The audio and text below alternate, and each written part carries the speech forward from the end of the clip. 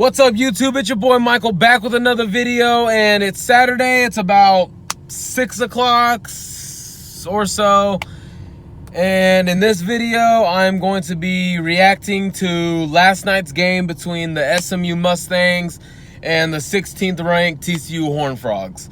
So let's go ahead and start it from beginning to end. There was like a 2-hour lightning delay. And if you Frog fans remember, last year was like a 3-hour lightning delay when we played Kansas State. The game was supposed to start like at 11, didn't start till like 2:30 or so. And that game we ended up winning, I believe it was 20-6. And it really got to the team. I think it also got to both teams last night, really. I mean, because you could see it. You know, you can see it. Guys looked like they were still trying to get loose in the first quarter. They were still trying to get their heads back into the game. You saw it from the SMU quarterback. You saw it from the TCU everything, basically. Gary said they were aware that it was going to be raining, and they probably prepared for some lightning in a delay. So they brought, you know, extra fruit, extra sandwiches. Maybe some guys took a nap or so. So the game didn't really start till like 9 o'clock or so. I was working all last night, guys. And after I got done, I ended up meeting someone, and we were out until like 12:30 or so. Kept up with a little bit on my phone, watched it, but I just decided, you know, I have it recorded at home. I'm just going to go home and I'll break everything down. Was awake till like 4 in the morning.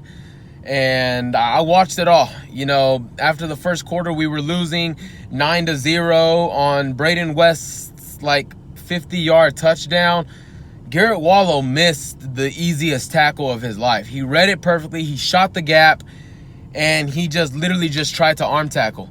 And Braden Smith spun out of it, ran right down the field for a touchdown. Then we had a safety. We find ourselves down 9-0. Sean Robinson is having a difficult time finding rhythm. The ball's wet. He's trying to get it out of his hands. Another thing that is starting to rub me the wrong way. Last week, Jalen Reagor had a drop. And yesterday, he had another drop. Now, you could say, oh, the ball was just wet.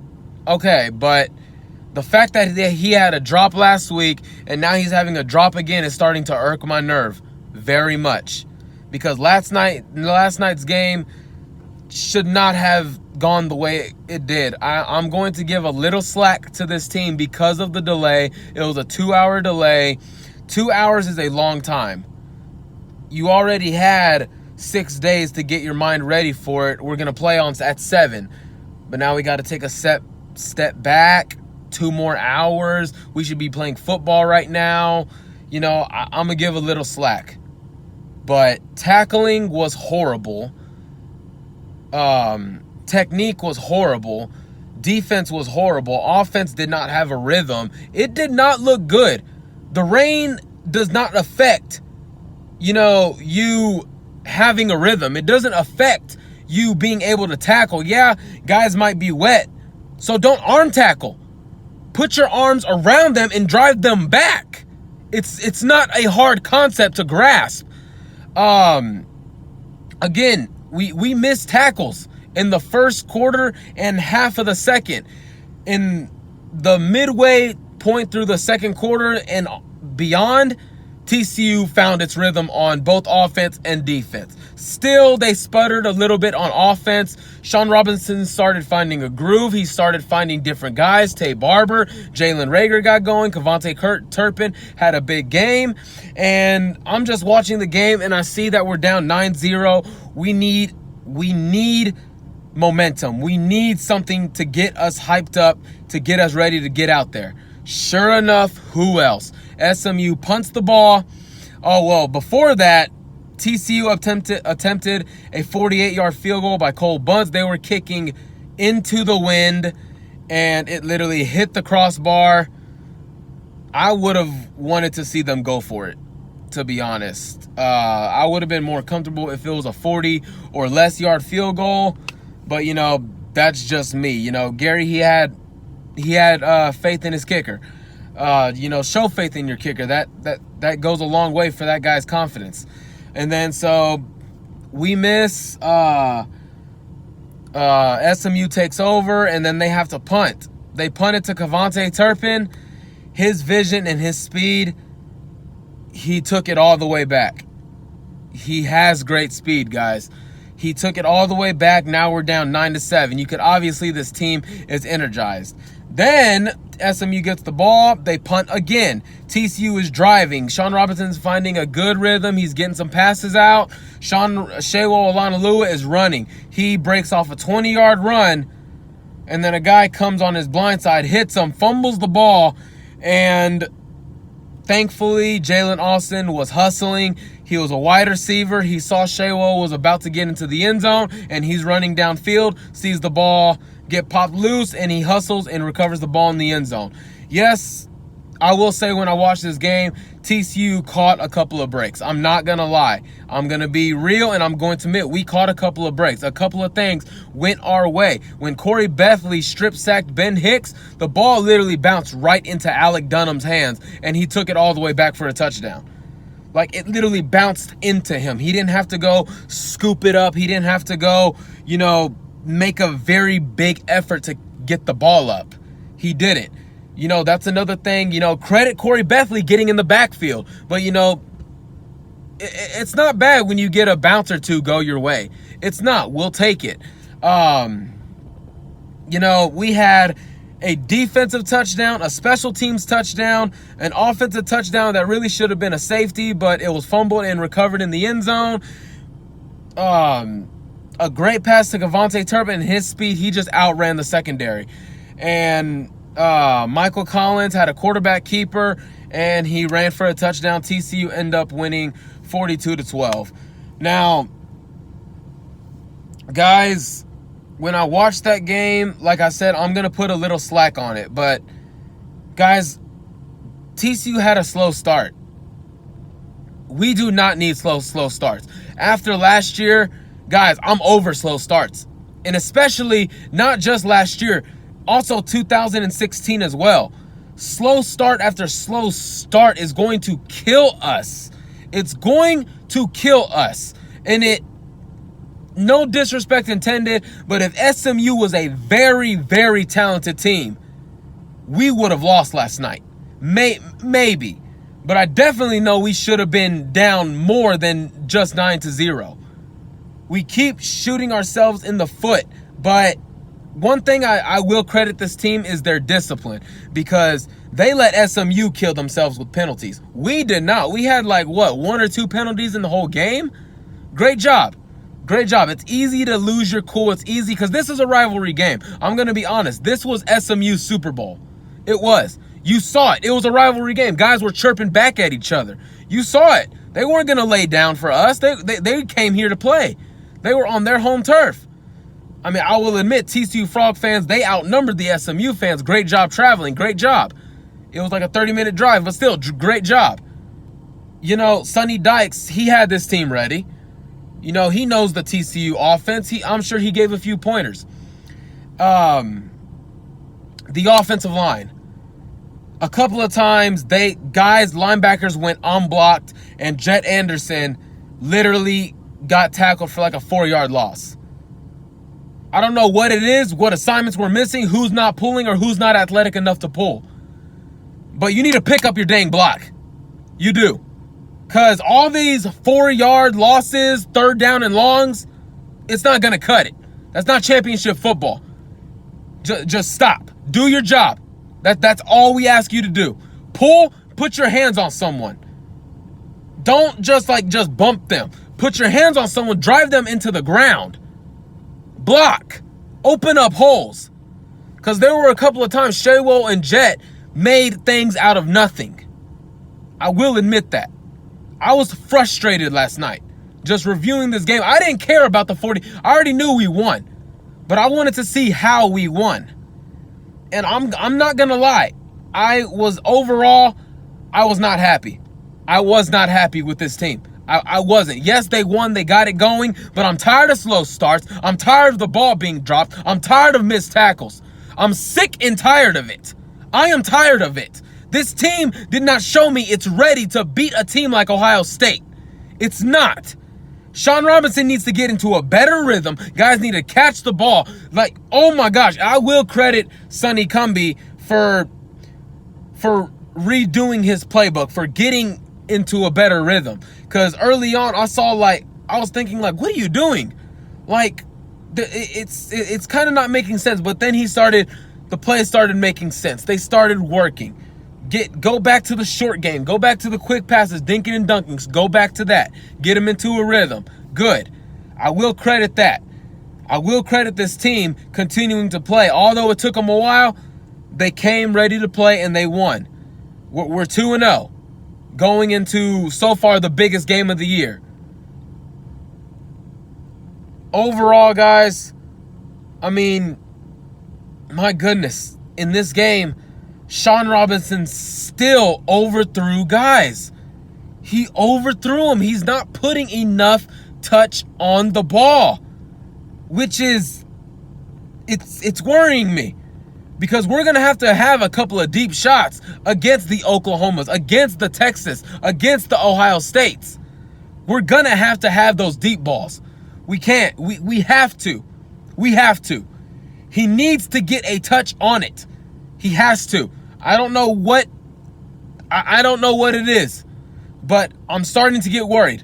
I'm starting to get worried. I really am.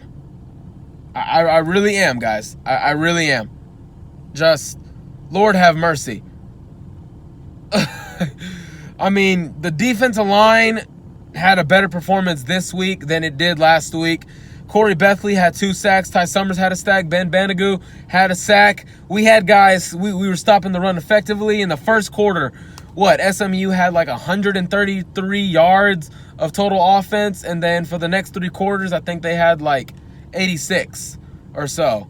I know they didn't reach 100 for 3 quarters. So that was good. You know, one thing I did notice is Ennis Gaines is a guy. He is a stud. I already knew that, but he's a starter now. He's not playing behind Nick Orr. He's probably our best secondary guy. I'm not going to lie. He's probably our best. Maybe the best strong safety in the Big 12. Maybe. And last night, he was hitting. He was in the right place at the right time. He was hitting guys. He was getting physical. He was running his mouth too. Stud. Nico Small, the quarterback of the defense. Ty Summers coming off the edge again, showing his versatility. I liked what I saw a little bit from the linebackers, especially in some coverage plays. You know, when it was a 3rd down, we had Prochet. He was coming across the middle. Garrett Wallow picked him up. He was with them stride for stride, guys. Garrett Wallow was with James Prochet stride for stride, and he caught the ball, but it was only a 2-yard gain. As soon as he caught the ball, Garrett Wallow was all over him to make the tackle. That's what I like to see. I'm confident in this defense, but when it comes to slow starts, guys, oh my gosh, I just can't. I don't want them. I don't want them. But still, this is a young team. We're still learning. We're still getting motivated. Now, one thing that's encouraging, Gary Patterson has been high on these young guys. They are going to have some downs, but he's been adamant about these guys making strides. These guys are learning. These guys are getting better. Like, they're getting better. We're about to see what we're all about next Saturday. We're about to see what we're all about, because I already broke down that game. I need to watch. I've already watched a little bit of Ohio State and Oregon State. I'm going to have to watch a little bit of Ohio State and Rutgers today. I know they won. I believe it was 52-3. Dwayne Haskins, I believe, had like 233 yards. He was 20 of 23 for like 4 touchdowns. J.K. Dobbins, I think, was 12 carries for 79 yards. You know, that's going to be strength on strength. You know, freaking Ohio State's offense against our defense. Now, I believe we have the speed to compete and make it a very, very challenging game and suffocate Ohio State. because one thing they may be underestimating, especially the fans, is our speed on defense. That's one thing I know they're underestimating. But overall, sticking to SMU and TCU, overall, this was a rivalry game. SMU did come in here very and clearly motivated. They gave us their best shot. We took their best shot, and we handled it. I wanted a better performance, but I'll take what I got. 2-0. We need to be very better. I know that wasn't proper, but they need to be much better.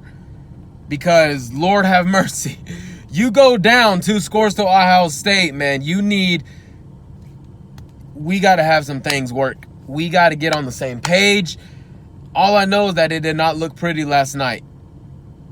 And my goodness, like, it was very weird. But one thing, I was happy to see was Sean Robbins' athleticism, his decision making, because there were a couple of throws that he made that were very good, but then his only interception, he literally stared down Kevontae Turpin.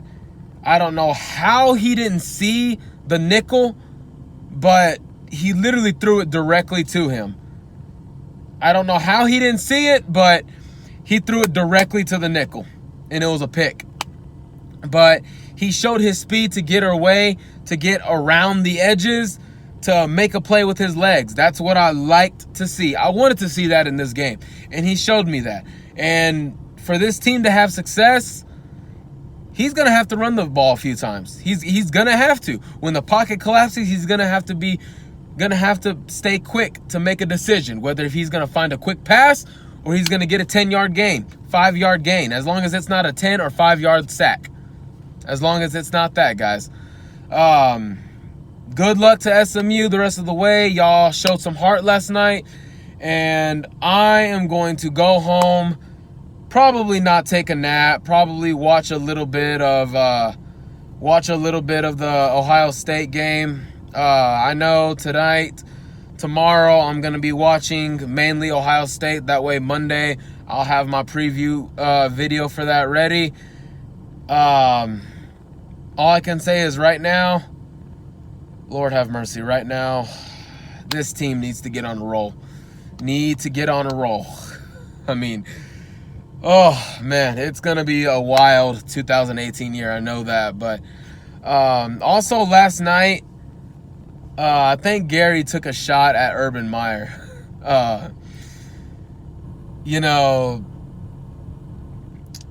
He said he wouldn't be surprised if Urban is talking to his coaches during the game next Saturday. That was definitely a shot. But I'm going to just leave it at that, guys. Also, in other news, I heard Rodney Anderson went down with a very serious knee injury today. Oklahoma, again, looked good, but that was possibly the best running back in the Big 12, possibly a 1 or 2 day NFL draft pick. And it's not official yet, but from what I'm hearing, it is not promising, and it's looking like he will be out for the whole year. So we'll wait to see and hear back on that, what the injury report says, what the MRI says. Oklahoma fans, cross your heart. Never want to see those injuries happen. I hope it's not an ACL tear. Hopefully it's just something with a meniscus that he only has to miss about a month or so, and then he can come back healthy. So other than that, guys, follow me on Twitter if you're new. Subscribe to my channel. And good luck to all of y'all next week. And go Frogs.